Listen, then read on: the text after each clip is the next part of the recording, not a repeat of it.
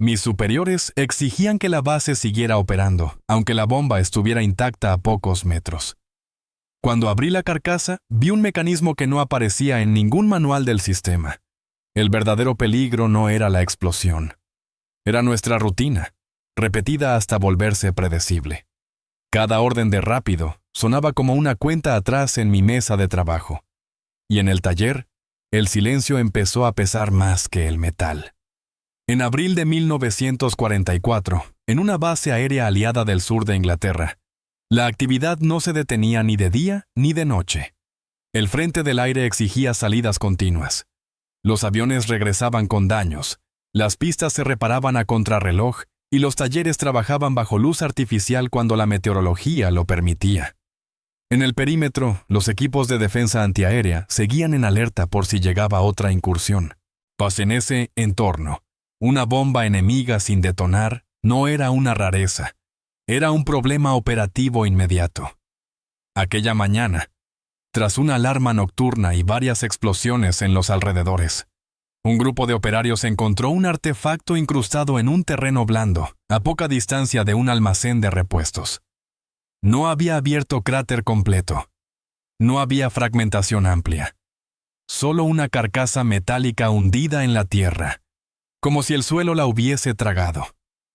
A su alrededor, el césped estaba levantado y húmedo. El olor a humo viejo aún flotaba sobre la base. Los reglamentos eran claros en el papel. Aislar el área. Evacuar lo necesario. Marcar un perímetro. Esperar al equipo especializado. Pero la base estaba saturada. La cadena de mando pedía mantener el ritmo de operaciones. La presión no se expresaba en gritos. Se expresaba en plazos y prioridades. Había aviones que debían despegar, combustible que distribuir, piezas que no podían perderse por una evacuación prolongada. El especialista que acudió al lugar no era un personaje conocido en los comunicados oficiales. Era un técnico estadounidense asignado a tareas de neutralización y evaluación de explosivos. Su trabajo era metódico y, en apariencia, ingrato. La mayoría de los días, revisaba restos, determinaba riesgos, redactaba notas y devolvía zonas a un estado utilizable para que la guerra siguiera. En el taller improvisado donde trabajaba, el ruido de herramientas se mezclaba con el de motores y generadores. Allí, el peligro no se anunciaba con banderas. Se escondía en mecanismos y decisiones tomadas con prisa. Cuando llegó al terreno, caminó despacio. Day no miraba la bomba como un trofeo, ni como un misterio. La miraba como un sistema. Observó la posición del artefacto, el ángulo de impacto, el tipo de suelo, la presencia de cables o señales externas. Pidió silencio. Pidió que nadie se acercara más de lo necesario. Uno de los soldados que vigilaba el perímetro intentó bromear para aliviar la tensión, pero nadie respondió. La bomba estaba intacta en lo esencial. Eso era, a la vez, una buena y una mala noticia. Buena, porque no había detonado. Mala, porque un mecanismo completo podía seguir activo. El técnico pidió una lona, tablones y luces de trabajo con pantallas para no deslumbrar. No quería sombras confusas, tampoco quería reflejos que obligaran a acercarse demasiado. La base tenía procedimientos establecidos. Había manuales traducidos, fichas técnicas y protocolos que circulaban como hojas gastadas de tanto uso. Esos documentos se basaban en experiencias previas y en inteligencia recopilada a partir de otros artefactos. Sin embargo, la guerra se movía más rápido que los manuales, y el enemigo introducía variaciones precisamente donde la rutina aliada se volvía predecible. El técnico decidió que el artefacto debía trasladarse a un área de trabajo controlada. No siempre era recomendable. A veces, lo más seguro era destruir in situ. Pero allí el emplazamiento era crítico, demasiado cerca de instalaciones que la base no podía abandonar durante horas. La decisión no era perfecta. Era una elección entre riesgos. Se organizó el traslado con una disciplina tensa. Una pequeña plataforma, un vehículo de remolque, cuerdas, cuñas de madera. Movimientos lentos, sincronizados. Un operador indicaba con gestos. Nadie hablaba de más. El viento era frío y constante, como si no quisiera participar. En el taller, el técnico preparó su mesa de trabajo. No era una mesa elegante. Era un banco robusto, con marcas de cortes y golpes. A un lado, herramientas de precisión. Al otro, cuadernos y vistifichas. La iluminación era directa, sin adornos. La base operaba al límite, y el taller era un reflejo de esa condición, suficiente para funcionar, nunca suficiente para descansar. Antes de tocar la bomba, revisó el procedimiento estándar de desactivación correspondiente a ese tipo de carcasa. Los pasos estaban escritos como si el mundo fuera estable. Identificar espoleta. Asegurar. Retirar con la herramienta adecuada. Verificar ausencia de trampas. Pero el técnico sabía que la palabra ausencia era peligrosa. En su oficio, la ausencia rara vez se demostraba. Se asumía. Y demasiadas veces la suposición era lo que mataba. Comenzó por la inspección externa. Buscó marcas, números, ranuras, puntos de acceso. Examinó la zona donde normalmente se alojaba el sistema de iniciación. No forzó nada. Tomó notas. Hizo que un auxiliar midiera distancias y preparara un contenedor de arena por si era necesario estabilizar. El auxiliar era joven y escuchaba con la atención de quien intenta aprender sin preguntar demasiado. El primer indicio de anomalía fue pequeño. Un tornillo de aspecto normal. Una tapa con un juego mínimo. Una señal que no coincidía del todo con lo visto en otras ocasiones. El técnico no lo anunció como un hallazgo. Solo dejó de moverse durante unos segundos. Miró de nuevo, luego cambió la posición de la lámpara para que la sombra cayera de otra forma. En la base, el ruido exterior seguía. Se escuchaban motores, órdenes lejanas, pasos sobre grava. El taller era un espacio cerrado, pero no aislado. La guerra entraba por el aire y por las prisas.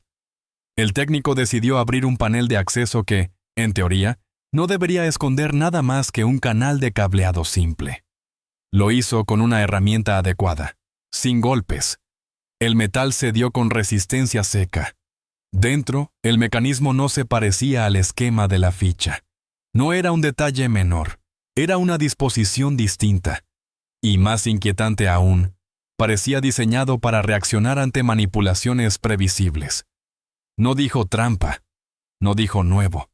Solo pidió que se retirara una persona del taller, la que no era imprescindible. Puso distancia. Reorganizó los objetos para no tropezar. La calma era parte de la técnica. Lo que encontró no figuraba en los manuales disponibles en esa base. Un elemento oculto, integrado como si siempre hubiera estado allí, pero colocado para activarse si alguien intentaba seguir el procedimiento estándar. Era el tipo de mecanismo que castigaba la confianza en el hábito. No hacía falta un gran error. Bastaba con el error común. El técnico no tuvo una revelación dramática. Tuvo una certeza fría. Los protocolos que la base repetía, una y otra vez, podían ser exactamente lo que el enemigo esperaba. La doctrina, en ese punto, no era escudo. Era patrón. Y los patrones eran explotables. Ordenó detener todo lo demás en el taller. La bomba ocupó el centro absoluto de la atención. Un responsable de seguridad de la base pidió una evaluación rápida. Había presión para resolverlo y volver al ritmo normal. El técnico respondió con frases cortas. Dijo que la demora era parte de la resolución. Dijo que mover un paso sin comprender el mecanismo era apostar con vidas. La tensión con la autoridad no se expresó como un enfrentamiento abierto. Se expresó en insistencias y silencios. Alguien preguntó cuánto tiempo faltaba. Alguien sugirió aplicar el procedimiento estándar con cuidado. El técnico pidió un documento, una hoja, un teléfono interno para comunicar a otros especialistas. En su voz no había desafío. Había una frontera, y la frontera era la física del explosivo. Durante horas analizó el mecanismo. No solo lo miró, lo entendió como una cadena. Si se mueve esto, ocurre aquello. Si se suelta esto, se activa aquello. Lo que descubrió apuntaba a un fallo de fondo en los protocolos oficiales de esa base. El manual asumía variantes, pero no contemplaba una integración tan deliberada de un mecanismo oculto diseñado para anticipar al equipo de desactivación.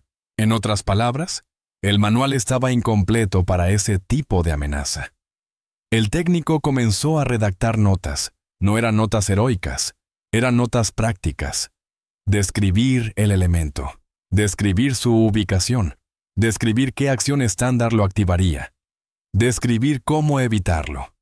En el margen, añadió una advertencia: no confiar en la repetición. No era una frase literaria, era una instrucción de supervivencia. La base, mientras tanto, seguía funcionando con el artefacto como una sombra invisible. Los aviones despegaban. Los camiones circulaban por rutas internas.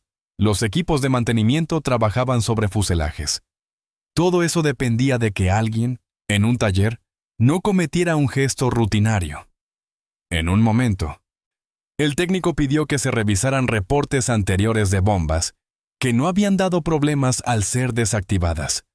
No porque quisiera culpar a alguien, porque sospechaba que el mecanismo oculto podía haber pasado desapercibido en otros casos, quizás por suerte o por condiciones distintas. Esa posibilidad era inquietante. La ausencia de accidente no era evidencia de seguridad. Era evidencia de que la base había tenido margen sin saberlo. El pequeño grupo del taller empezó a sentir el peso del tiempo. La fatiga no era solo física, era mental. Cada minuto de concentración sostenida desgasta. Cada decisión implica responsabilidad. Y en el exterior, la institución pedía resultados, porque necesitaba que el mundo siguiera moviéndose. El técnico tomó una decisión no prevista en el esquema estándar. En lugar de intentar retirar la espoleta siguiendo los pasos habituales, buscó una forma de aislar el elemento oculto primero. No era improvisación gratuita. Era adaptación frente a un diseño pensado para un protocolo fijo. Aplicó métodos de bloqueo y contención que reducían el riesgo de activación accidental. Cada herramienta se eligió por su control, no por su rapidez. En el taller, la conversación se redujo a lo indispensable. Alguien sostuvo una lámpara. Alguien pasó una llave. Alguien anotó medidas. Cuando una pieza cedió, nadie celebró. Solo respiraron un poco más. A medida que avanzaba, el técnico entendió otra dimensión del problema. No era solo un mecanismo oculto. Era el reflejo de cómo la base había organizado su seguridad. Los manuales circulaban, sí, pero se aplicaban como recetas. El entrenamiento había reforzado la obediencia al procedimiento, no la lectura crítica del artefacto. La cadena de mando prefería tiempos predecibles y resultados uniformes. Y esa preferencia, en un mundo de variaciones enemigas, podía ser mortal. El técnico pidió que se convocara al responsable de formación en seguridad de la base, no para acusarlo, para mostrarle el mecanismo y explicar, sin dramatismo, qué acción habitual lo habría activado. El responsable lo miró con una rigidez que ocultaba el susto. No por él mismo, por la idea de cuántas veces habían actuado bajo una suposición falsa. Cuando el técnico dijo que el mecanismo no estaba en los manuales disponibles, la reacción fue inmediata y silenciosa. Alguien pensó en enviar un mensaje a otras bases. Alguien pensó en la censura. Alguien pensó en no generar pánico. El propio técnico pensó en lo que siempre pensaba: que el miedo, en su oficio, no se elimina. Se administra con información. La desactivación se completó sin explosión. No hubo aplausos. No hubo fotografía oficial. El artefacto, ya neutralizado, quedó como un objeto inerte, casi decepcionante a la vista, pero el peligro real había estado en el proceso, no en el resultado visible. La tensión institucional empezó después. Porque una bomba desactivada era un hecho local. Un protocolo incompleto era un hecho sistémico, y lo sistémico exige cambios, recursos, admisiones. El técnico redactó un informe más formal. Describió el mecanismo oculto, describió el riesgo específico asociado al procedimiento estándar. Propuso cambios. Entre ellos, uno central. Antes de aplicar pasos de manual, debía existir una fase obligatoria de verificación más amplia, incluso si eso retrasaba la operación. En términos de la institución, era una propuesta costosa. En términos de supervivencia, era obvia. Los responsables de la base, presionados por la continuidad de operaciones, intentaron ajustar el documento para que sonara menos alarmante. El técnico aceptó correcciones de forma, no de contenido. El conflicto no era personal. Era entre la necesidad de mantener el ritmo y la necesidad de reconocer una vulnerabilidad. En muchas organizaciones, reconocer una vulnerabilidad equivale a admitir que el pasado estuvo sostenido por suerte. Y la suerte no es un fundamento aceptable para un sistema militar. En los días siguientes, el taller recibió más artefactos sin detonar. La base no dejó de recibirlos. Pero el enfoque cambió. Si las inspecciones se volvieron más lentas, la distancia de seguridad se amplió. Se prohibieron ciertos gestos habituales que antes se consideraban eficientes. La palabra eficiencia perdió brillo. La palabra precaución ganó espacio. El técnico dio una sesión breve a un grupo de operarios y especialistas. No fue un discurso inspirador. Fue una lista de observaciones. Explicó que el enemigo podía modificar un mecanismo sin alterar la carcasa externa.